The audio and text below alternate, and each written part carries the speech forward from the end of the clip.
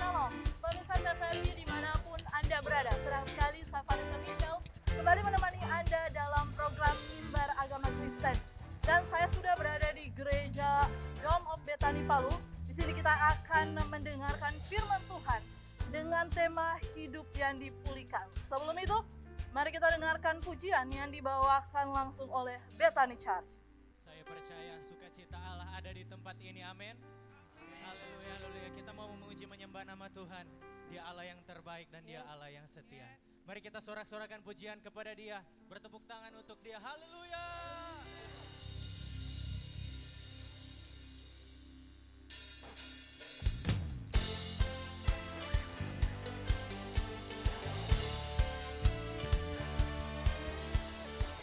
Kuasa Tuhan ada di tempat ini dan Dia menjamah setiap hati saudara. Haleluya. Come on.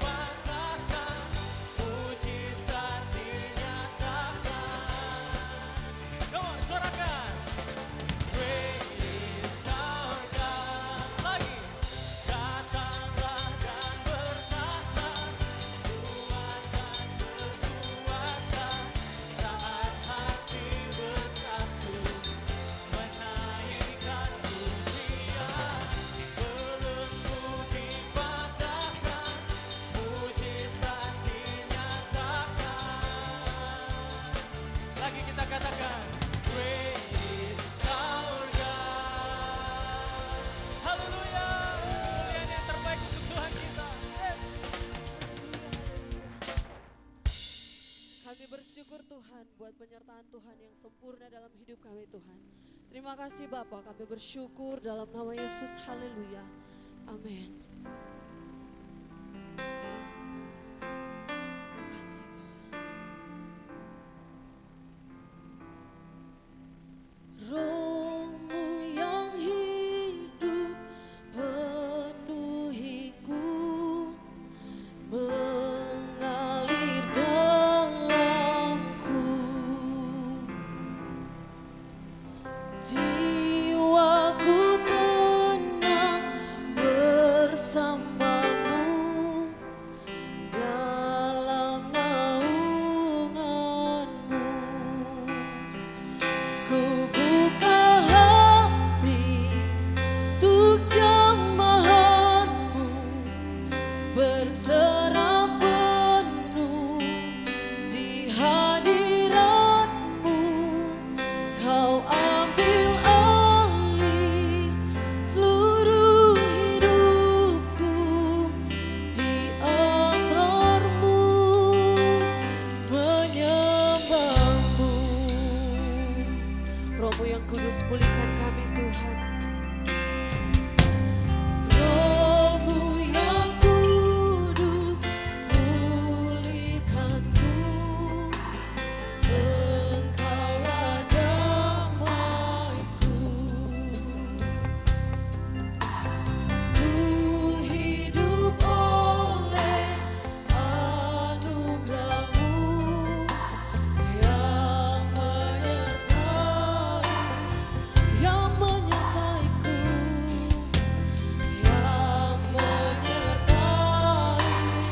Sama-sama katakan, buka hati untuk jamahanmu, berserah penuh di hadiratmu. Kau ambil alih seluruh hidupku di altarmu, menyembah. Kami buka hati kami, buka hati kami buat Engkau Tuhan. Dan biar Engkau Tuhan yang menjamah setiap kami.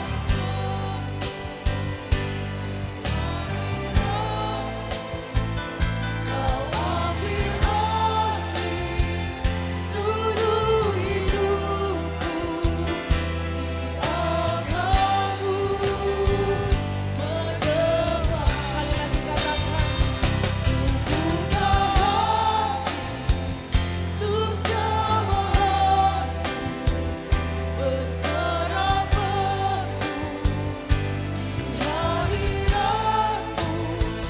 Kau ambil alih seluruh hidupku di altarmu, menyembah di altarmu, menyembahku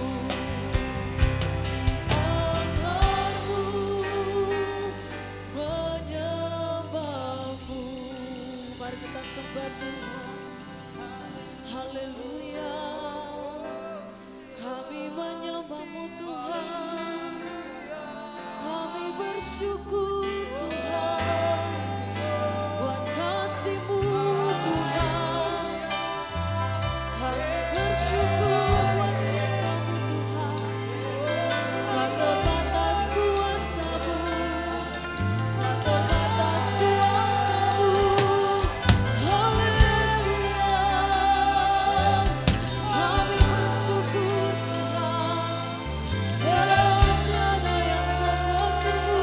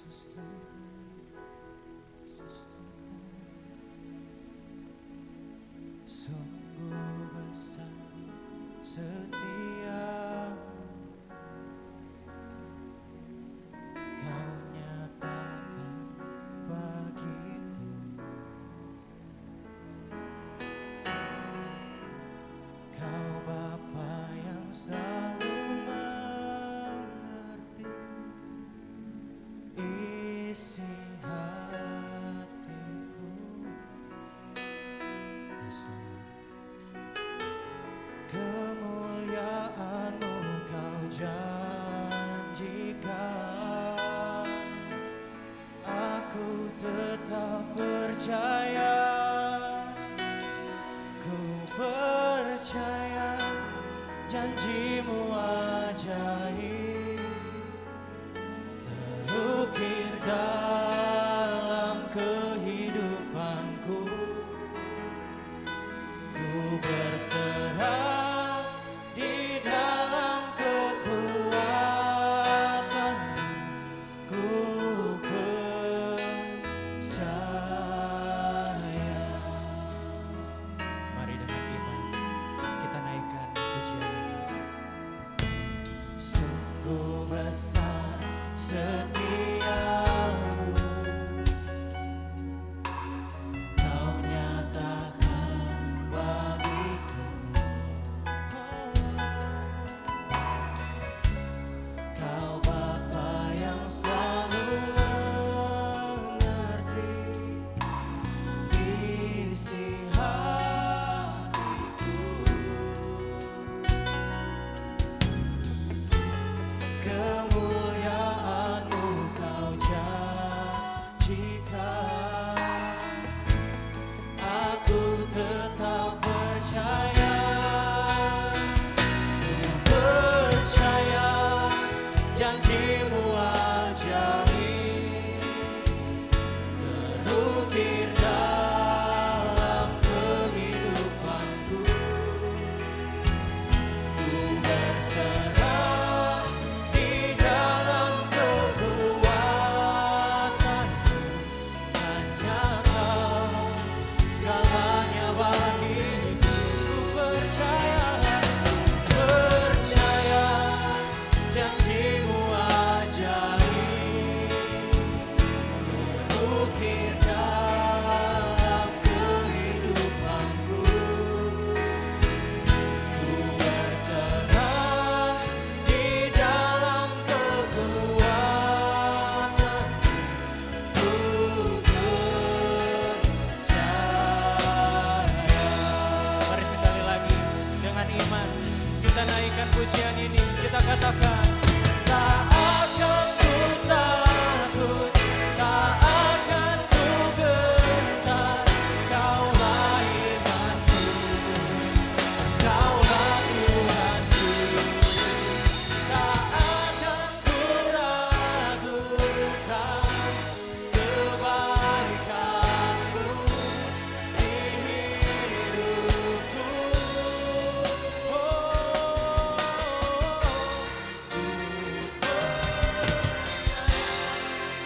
Janji-Mu ajaib terukir dalam kehidupanku.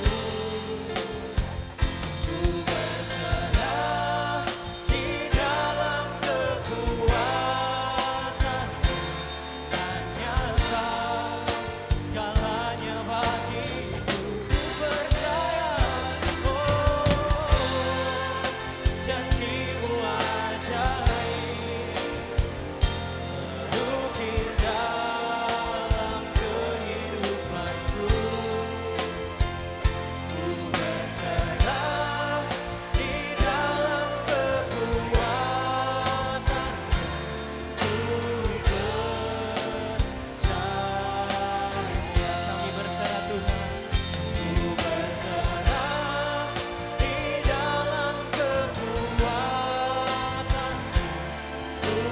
ku percaya. Sekali lagi kami berserah, ku berserah di dalam kekuatan-Mu, ku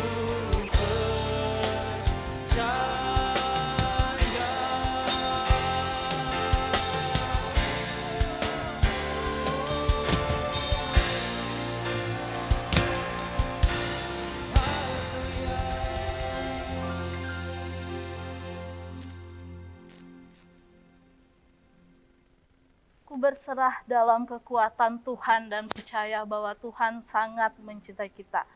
Dan pemirsa TVRI, pada hari ini kita membahas satu tema yang terdapat dalam 2 Raja-Raja 5 ayat 14, yaitu hidup yang dipulihkan. Dan juga sudah hadir bersama saya seorang hamba Tuhan, yaitu Pendeta Teguh Prayitno. Shalom. Shalom Pak Pendeta. Nah, Pak Pendeta, sudah sesuai dengan tema kita pada hari ini ya? Ya. Hidup yang dipulihkan. Ya.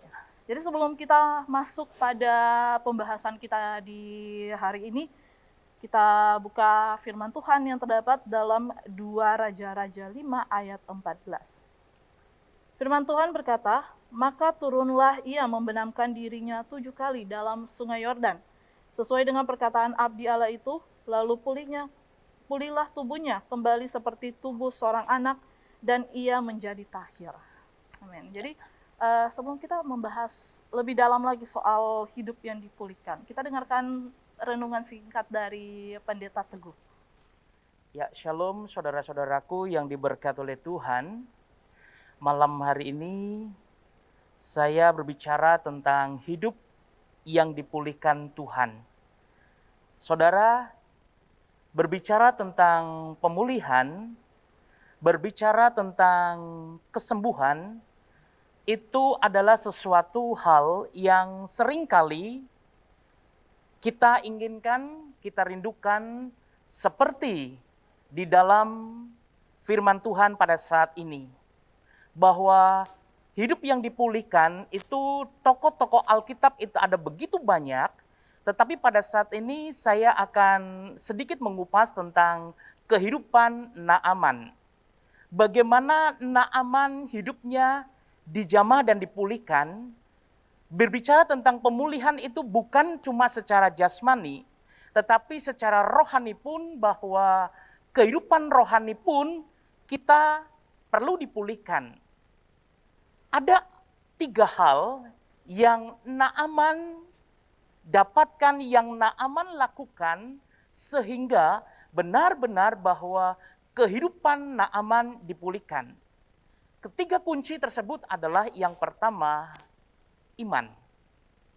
Bagaimana Naaman memiliki iman yang saya katakan, karena iman ini merupakan dasar dari segala sesuatu. Dalam Ibrani pasal yang ke-11, ayat yang pertama di situ mengatakan bahwa karena iman adalah dasar dari segala sesuatu yang diharapkan dan bukti dari segala sesuatu yang tidak kita lihat. Bagaimana Naaman belum melihat, belum merasakan kehidupannya dipulihkan, tetapi oleh karena dia memiliki iman kepada Tuhan, maka hidupnya dipulihkan oleh Tuhan. Di sini mengatakan bahwa iman adalah dasar. Dasar itu merupakan pondasi, saya katakan. Kalau tanpa pondasi, maka sebuah bangunan tidak akan bisa berdiri. Pondasi itu harus kuat. Iman itu harus kuat. Ketika imannya kuat, maka pengharapannya itu selalu ada di atas iman itu. Mengapa saya katakan seperti ini? Karena Naaman memiliki iman yang sangat luar biasa. Siapa yang tidak kenal dengan Naaman? Dia orang yang kaya, betul. Dia punya jabatan, dia punya kedudukan, dia adalah orang yang perkasa dan memiliki kekuatan yang sungguh hebat dan luar biasa pada saat itu. Tetapi seorang panglima, seorang yang dikatakan dia adalah orang yang besar, dia adalah orang yang memiliki kedudukan, tetapi pada saat diberitahukan bahwa ada seseorang yang bisa dan dapat menyembuhkan sakit Naaman, maka timbul di dalam hati Naaman sakit kusta. Saya sendiri sudah pernah melayani orang-orang yang sakit kusta pada saat itu. Ketika ada di Jakarta, ketika ada di Sumatera, ketika ada di Semarang, di situ ada rumah sakit kusta. Saya sendiri melihat bagaimana mereka menderitanya sakit kusta. Pada waktu itu orang-orang Ibrani mengatakan bahwa penyakit ini dianggap najis. Penyakit ini merupakan penyakit kutukan. Kita ingat awal dari tahun 2020 pandemi ini banyak orang mengatakan bahwa orang yang kena penyakit COVID ini pun dikatakan bahwa itu adalah penyakit kutukan. Saudara-saudaraku yang diberkati oleh Tuhan, saya katakan ini bukan. Naaman pada saat itu sedang dikucilkan oleh karena penyakit dia walaupun seorang panglima. Tetapi oleh karena dia memiliki penyakit kusta ini, maka secara jasmani dia terasing. Dia merasa terabaikan. Siapa yang bisa menyembuhkan? Tetapi ketika mendengar ada Elisa yang sanggup menyembuhkannya, tetapi sebenarnya itu Tuhan yang menyembuhkannya. Elisa hanya sebagai alat. Saudara, iman daripada Naaman ini sangat saya katakan luar biasa. Ketika dia belum pernah melihat siapa sih Elisa tersebut, tetapi oleh karena dia beriman, dia percaya bahwa seorang nabi yang dapat menyembuhkannya karena dia memiliki iman, dia memiliki pondasi yang begitu kuat sehingga ketika dia punya iman, maka pengharapan itu timbul. Dan ketika pengharapan itu timbul, maka pengharapan itu tidak sia-sia. Yang pertama adalah iman. Kunci yang kedua adalah ketika Naaman disembuhkan, yang kedua kuncinya adalah taat. Saudara yang diberkati oleh Tuhan, ketaatan. Bahkan Rasul Paulus di dalam Kisah Para Rasul pasal yang ke-20, ayat yang ke-17 sampai dengan ayat yang ke-25, di situ mengatakan bahwa ketika Rasul Paulus disuruh pergi untuk melayani jemaat yang ada di Efesus, dia mengatakan bahwa aku tidak tahu akan apa yang terjadi di sana. Tetapi oleh karena aku taat pada perintah Tuhan, oleh karena aku taat pada perintahnya, maka aku pergi walaupun aku tidak tahu akan apa yang terjadi di sana. Saudara yang diberkati oleh Tuhan, Naaman taat. Kehidupan kita ketika kita ingin dipulihkan, yang pertama kita punya iman, yang kedua kita taat. Apa ketaatan daripada Naaman? Bahwa Naaman memang memiliki iman dan oleh imannya ia bertindak, namun di dalam pikirannya ia telah memikirkan bagaimana nantinya kehidupannya akan dipulihkan. Apa yang terdapat di dalam kebenaran firman Tuhan pada saat ini? Naaman perlu tahu bahwa bukan sungai Yordan yang menyembuhkan, tetapi kesembuhan yang diterima adalah kasih karunia dan kuasa ketika Naaman menaati apa yang dikatakan Tuhan melalui Elisa.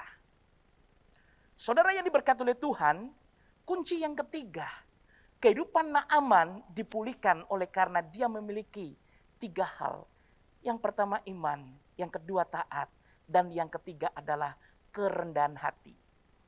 Saudara, berbicara tentang rendah hati itu berbeda dengan rendah diri.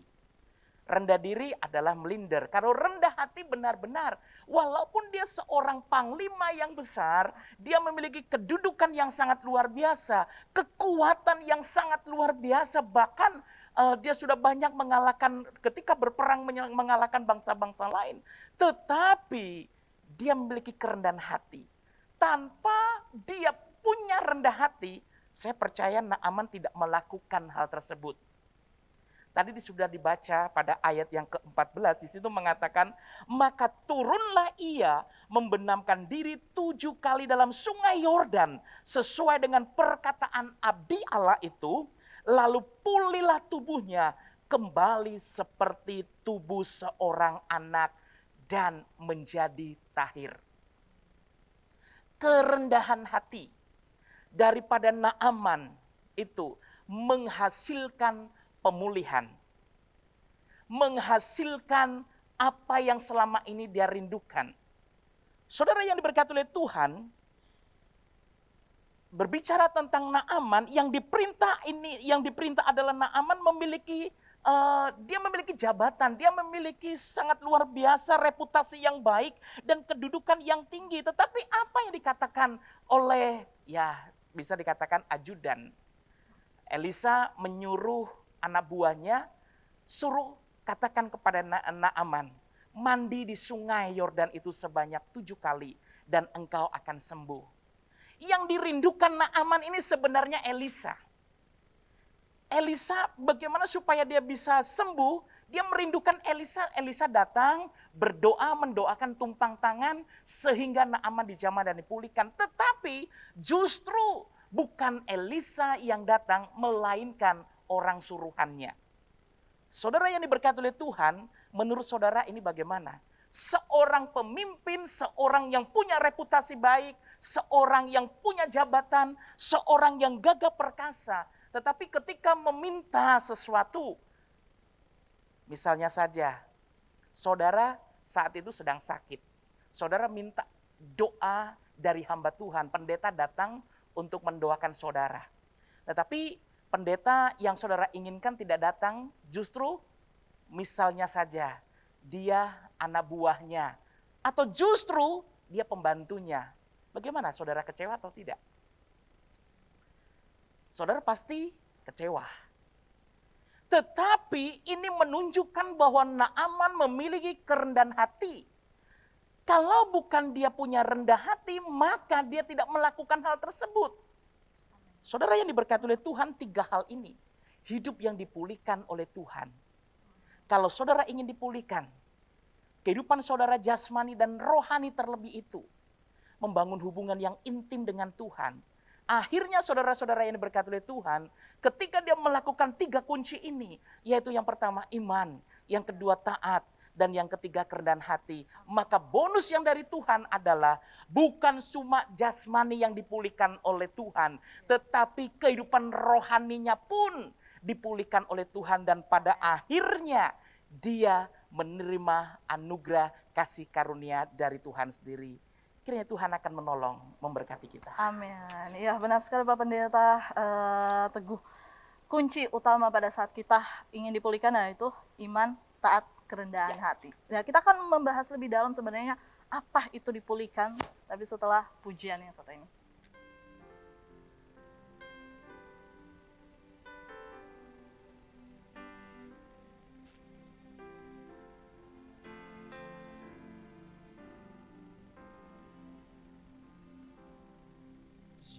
Tuhanku, aku hendak bernyanyi bagimu selama ku hidup, ya Allahku, aku hendak bermazmur bagimu selagi ku ada.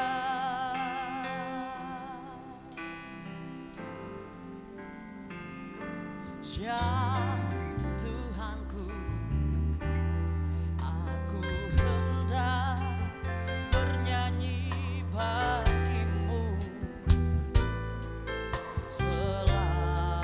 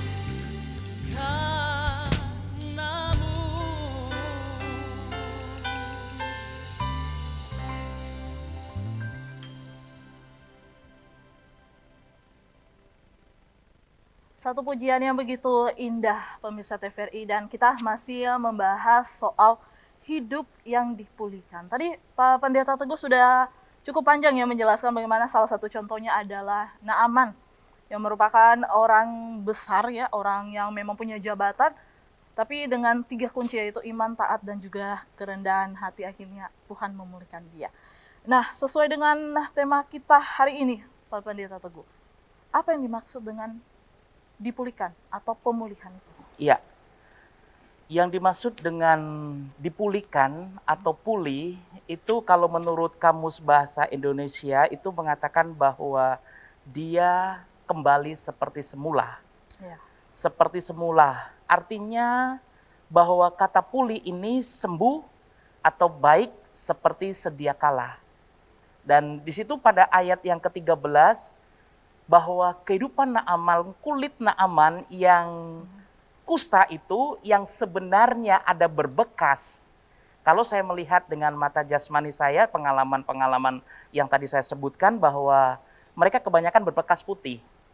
Tetapi ini yang dikatakan dalam firman Tuhan ini, kulitnya kembali seperti anak. Pulih itu berarti tidak berbekas, kembali seperti semula. Itu yang dimaksud dengan pulih. Bagaimana hidup kita dipulihkan, bahwa benar-benar walaupun kita sudah jatuh ke dalam dosa, bahkan seringkali kita melakukan dosa mungkin yang sama, tetapi ketika kita percaya kepada Tuhan, ketika kita sudah mengambil keputusan percaya kepada Tuhan, ketika kita bertobat, maka kita akan hidup kembali seperti semula, seperti sedia kala. Amen. Itu, Vanessa. Oke, jadi memang seperti yang Pak Pendeta bilang, saat kita bertobat, tentu kita akan kembali seperti semula, Iya. dimana kita tanpa bekas, ya Pak Iya. Pendeta. Jadi, apakah kita dapat memulihkan diri kita atau kondisi kita tanpa campur tangan Tuhan? Ya, bagaimana apakah kita bisa dipulihkan tanpa campur tangan Tuhan? Saya katakan bahwa sekuat tenaga apapun kita tidak bisa dipulihkan tanpa campur tangan Tuhan. Contohnya, ketika saudara sakit, ketika saudara datang ke dokter, dokter memberikan obat. Tetapi sesungguhnya obat itu adalah sarana. Yang utama itu adalah Tuhan. Kesembuhan kita adalah Tuhan. Ekonomi, pemulihan ekonomi, apakah kita bisa dipulihkan tanpa campur tangan Tuhan? Saya katakan tidak juga bisa. Nah, mungkin saudara selama ini berpikir bahwa saudara menabung. Oh, supaya saya bisa, hidup saya ini enak, hidup saya ini aman, tentram, banyak menabung. Tetapi pada akhirnya saudara, apakah saudara akan mengalami pemulihan tanpa campur tangan Tuhan? Ketika saudara sedang menghadapi berbagai macam hal, masalah, saya katakan tidak bisa. Itu kita diri sendiri. Antara kita dengan Tuhan itu, ketika kita dekat dengan Tuhan, istilahnya di dalam Yohanes pasal yang ke-15 bahwa ketika kita melekat di hati Tuhan, maka Tuhan ada dalam kehidupan kita, dan segala sesuatu yang terjadi dalam kehidupan kita itu kita tidak pernah lepas dari kehendak Allah. Jadi intinya, kesimpulannya bahwa kita tidak bisa dipulihkan dengan usaha, dengan cara kita sendiri, tanpa campur tangan Tuhan. Amin. Jadi tanpa Tuhan kita juga nggak bisa pulih ya sebenarnya Pak Pendeta. Nah, bagaimana sebenarnya hidup yang dipulihkan Tuhan itu? Ya, hidup yang dipulihkan Tuhan, saudara. Saya sempat khawatir ketika saya, istri, dan anak itu terpapar pandemi virus corona. Positif ya. Sempat khawatir. Bagaimana saya berpikir, saya ini seorang hamba Tuhan. Saya sudah melayani Tuhan. Saya sudah menaruh, maksudnya sepenuh hati untuk pekerjaan pelayanan Tuhan. Kenapa Tuhan izinkan untuk saya menghadapi sakit penyakit ini? Tetapi di balik semuanya itu, apa yang saya alami, justru saya di dalam rumah sakit ketika dirawat itu saya menjadi berkat. Amen. Satu kamar saya dia mau didoakan, mau berdoa bersama-sama. Dan akhirnya sampai detik ini kami membangun hubungan yang dekat, bisa saling chatting, bisa saling menguatkan. Ya, saya tahu walaupun itu tidak mudah, tetapi inilah cara-cara Tuhan. cara-cara Tuhan bukan cuma saya sendiri dipulihkan, disembuhkan dari sakit penyakit yang saya alami, tetapi saya katakan setidak-tidaknya orang yang sekamar dengan saya itu bahwa dia pun mendapatkan pemulihan secara jasmani, setidak-tidaknya dia sudah pernah mendengar, dia sudah pernah mau berdoa bersama-sama dengan kami di rumah sakit. Itu artinya bahwa tidak semuanya itu akan mendatangkan rasa duka cita buat kita, rasa tidak senang dengan kita, tetapi di balik semua yang kita alami, percayalah bahwa itu sesuai dengan kehendak Tuhan, dan Tuhan pasti akan jamah dan pulihkan kehidupan kita. Amin. Ya. Ya, benar sekali Pak Pendeta ya. Nah, sebenarnya sebagai orang yang beriman ya, kita tahu bahwa kita ini adalah orang yang sudah ditebus. Ya. Ya, Tuhan mau menebus kita, tapi pada saat kita masuk ke tahap dipulihkan, kita menyerahkan diri kita sendiri. Walaupun Tuhan mau sebenarnya kita ingin dipulihkan, tapi Tuhan lebih mau pada saat kita menyerahkan diri kita sendiri. Nah, apa yang harus kita lakukan agar kita dapat dipulihkan? Ya, biasanya orang kalau sudah hidup di dalam zona nyaman, ya, dia tidak mau untuk keluar dari zona nyaman tersebut.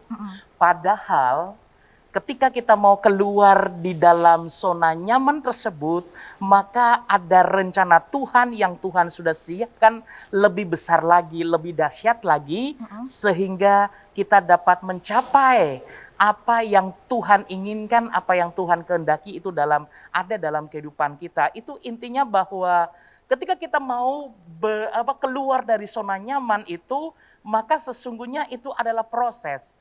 Untuk menjalani kehidupan kita di tengah-tengah dunia ini, sebuah proses itu memang tidak menyenangkan. Seringkali orang melihat itu hasilnya tanpa melihat proses. Tetapi sebenarnya ketika kita melihat prosesnya itu, walaupun itu menyakitkan dalam kehidupan kita, tetapi hasilnya itu sangat luar biasa. Itu artinya bahwa kita sabar, kita tabah, kita dekat dengan Tuhan.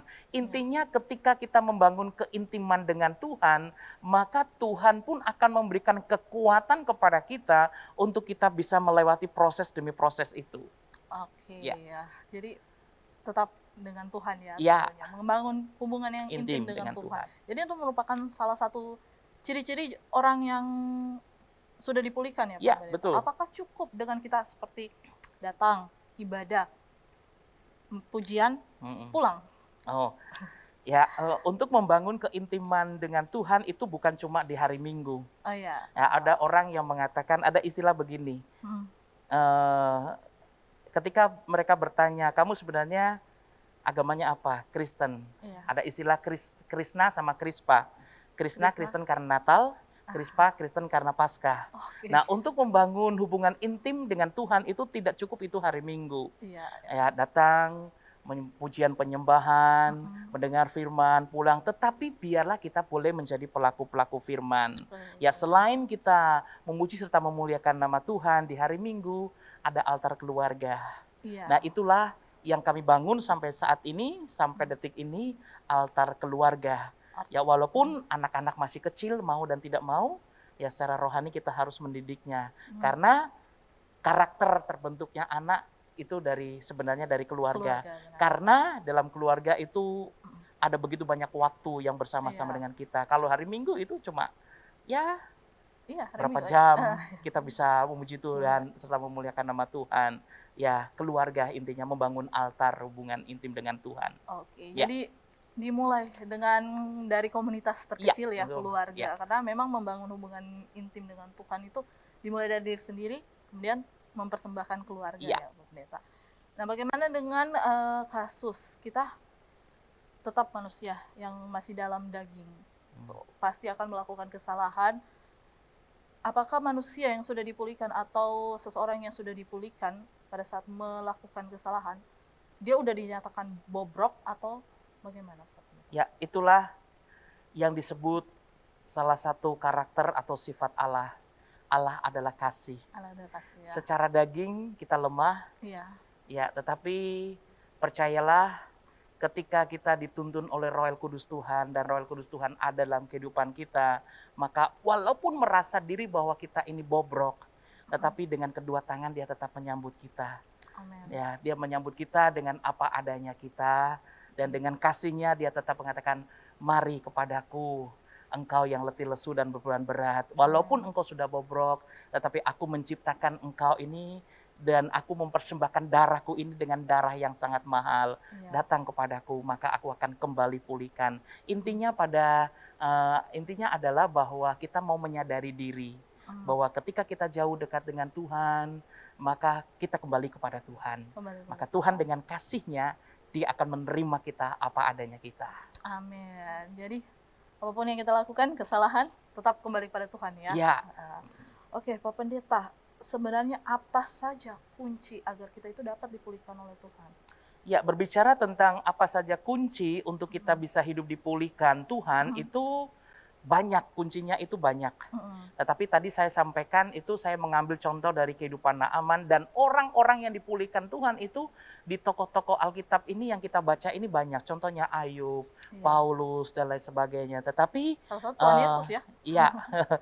Tetapi itulah 3 kunci itu dari kehidupan Naaman, dan orang lain bisa menambahkan banyak kunci bagaimana hidup kita dipulihkan. Tetapi tadi saya sampaikan bahwa iman, taat, dan kerendahan hati.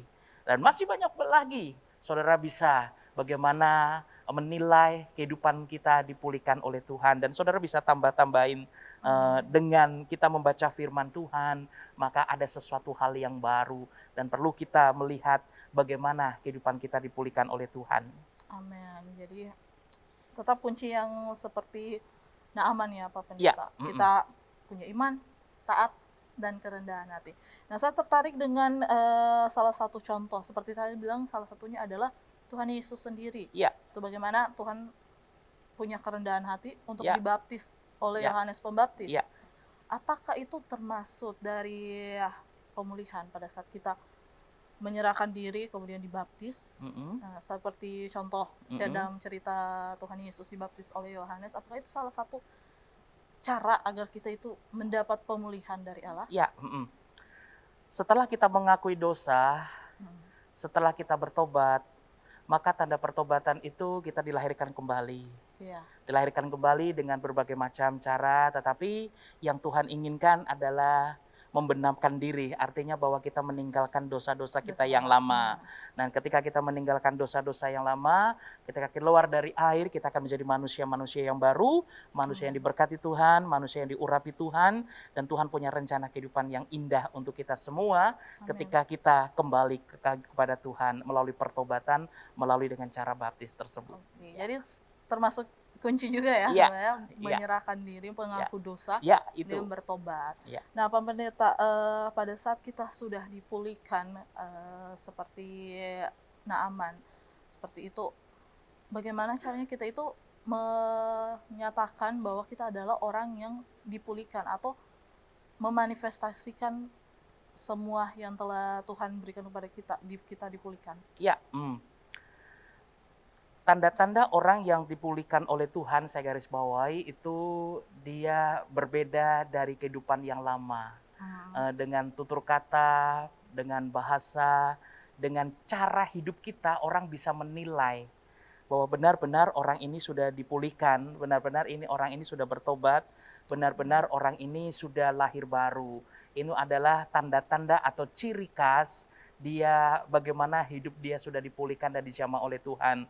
Karena berbicara tentang pemulihan itu sangat kompleks. Ya. Bukan cuma secara jasmani, tetapi secara ekonomi dan kehidupan rohani pun kita dipulihkan oleh Tuhan itu, Vanessa.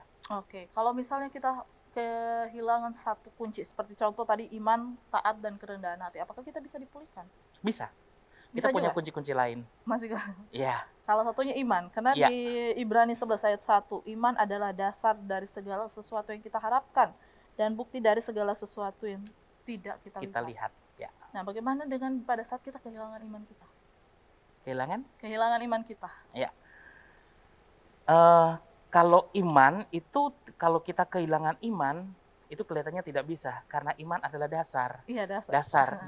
Dasar dari segala sesuatu dan bukti dari segala sesuatu yang tidak kita lihat. Dan kalau dasarnya itu tidak kuat, dasarnya itu tidak kokoh, secara otomatis bangunan yang ada di atasnya dia akan roboh. Ya, goyang. Jadi iman adalah kunci yang pertama. Amin. Dia imani dulu, percaya kepada Yesus dulu, Ya. baru dia akan bisa membangun kunci-kunci yang lain. Oke, jadi tetap harus ada iman ya. Walaupun tanpa taat, Ya, tanpa kerendahan hati, kita masih bisa dipulihkan, Pak Pendeta. kalau dia sudah mengakui dosa, ini contohnya, Iya. sudah sudah mengakui dosa, sudah bertobat. Tetapi saya katakan bahwa ciri khas orang yang sudah dipulihkan oleh Tuhan pasti dia punya kerendahan hati, Kerendahan dia punya hati. taat. Seperti Rasul Paulus di Iya. dalam Kisah Para Rasul 20 itu yang tadi saya singgung bahwa dengan segala kerendahan hati aku melayani Tuhan. Bahkan banyak menyucurkan air mata. Iya. Walaupun saya tidak akan tahu apa yang terjadi di kota Efesus, aku pergi ke sana, yaitu ketaatan. Saudara, kalau orang yang sudah dipulihkan oleh Tuhan, orang yang sudah lahir baru, tentunya dia memiliki ciri-ciri tersebut. Amin. Taat, iman, dan kerendahan hati, dan masih banyak lagi kunci-kunci yang lain. Amin. Mengakui dosa, lahir baru, pertobatan, dan Iya. sebagainya. Oh, jadi yang poin terpenting memang iman. Ya. Nah, jadi harus kita mengimani bagaimana kita punya Kristus. Ya. Kemudian kita taat pada Kristus, bahkan dengan segala kerendahan hati kita mengakui dosa kita, Ya. dan juga akhirnya kita mengalami pertobatan dan lahir baru. Ya, ada Amin. begitu banyak orang yang belum berani untuk mengakui dosa-dosanya. Iya, sebenarnya Bapak. Iya, Iya. itu merupakan salah satu pada saat kita seperti mau melayani Tuhan. Ya, Tuh, harus siap membuang waktu. iya, betul, betul. Oke, Pak Pendeta, memang kita sudah banyak membahas soal hidup yang dipulihkan. Salah satu contohnya adalah Naaman, bagaimana juga Tuhan Yesus sendiri menjadi salah satu contoh terbaik kita. Tuhan punya kerendahan hati untuk menerima Kristus, menerima Roh Kudus itu sendiri turun di atasnya. Nah, terima kasih Pak Pendeta untuk pembahasan kita yang cukup dalam pada hari ini. Ya. Nah, sebelum kita masuk ke dalam doa yang akan dipimpin, boleh closing statement-nya? Ya. Pada saat ini saya akan closing statement melalui ayat firman Tuhan Yeremia pasal yang ke-33 ayat yang ke-6. Saya akan baca untuk saudara-saudara sekalian yang berkata demikian. Sesungguhnya aku akan mendatangkan kepada mereka kesehatan dan kesembuhan, dan aku akan menyembuhkan mereka dan akan menyingkapkan kepada mereka kesejahteraan dan keamanan yang berlimpah-limpah. Ini adalah janji Tuhan yang Tuhan berikan dalam kehidupan kita, bahwa sesungguhnya aku akan mendatangkan kepadamu kesehatan, mendatangkan kesembuhan, dan aku akan menyembuhkan dan menyingkapkan segala sesuatu yang tidak pernah engkau bayangkan, yang tidak pernah engkau pikirkan. Maka Tuhan akan memberikan semuanya itu, sehingga benar-benar hidup kita disembuhkan dan dipulihkan. Healing and restoration inilah yang menjadi visi gereja kami dalam 2 tahun ini, bahwa ekonomi kita disembuhkan, keluarga kita disembuhkan, kerohanian kita disembuhkan di dalam nama Yesus. Dan kesembuhan itu pasti akan terjadi ketika saudara mengimani hal tersebut. Kiranya Tuhan akan memberkati kita. Mari kita berdoa. Mampukan kepada kami semua Tuhan, untuk kami boleh menjadi pelaku-pelaku firman-Mu. Firman-Mu merupakan pelita bagi kaki kami dan terang bagi jalan kami.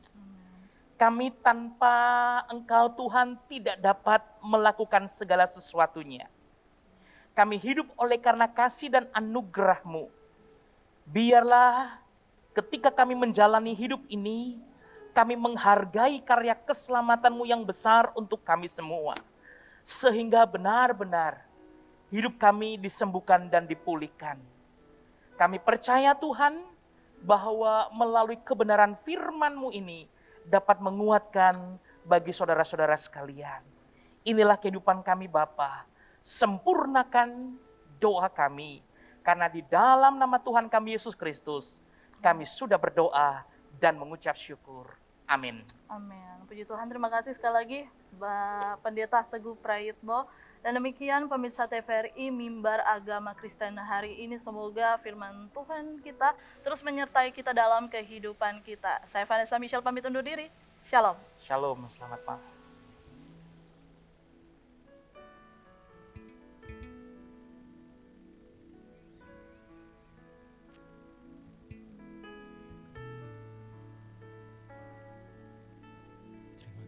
Yesus, atas firman-Mu Tuhan.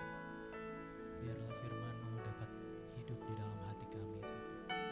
Dan kami dapat melaksanakan firman-Mu di hari-hari kami Tuhan. Sampaikan pada Yesus segala beban hidupmu. Dia hanya sejauh doa saat kau berseru. Sampaikan pada Yesus, Dia mengerti hatimu. Dia mengerti air matamu dan memulihkanmu. Sampaikan pada Yesus segala beban hidupmu. Dia hanya sejauh doa saat kau berseru.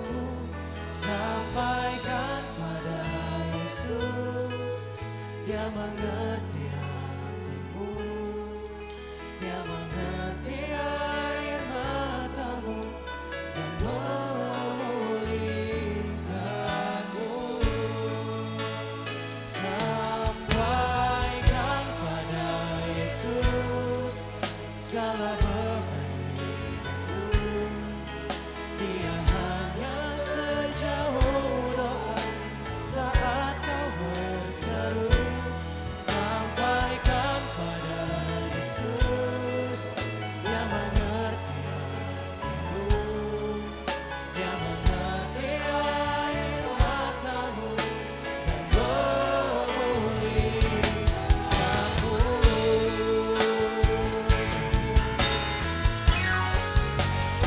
Sampaikan pada Yesus segala beban hidupmu. Dia hanya sejauh doa saat kau berseru. Sampaikan pada Yesus, Dia mengerti hatimu. Dia mengerti air matamu dan memulihkanmu. Sekali lagi katakan, sampaikan pada Yesus segala beban hidupmu. Dia hanya sejauh doa saat kau berseru. Sampaikan pada Yesus, Dia mengerti hatimu. Dia mengerti air matamu dan memulihkanmu. Dia mengerti. Dia mengerti air matamu dan memulihkanmu. Dan kami percaya Tuhan, Dia mengerti air matamu dan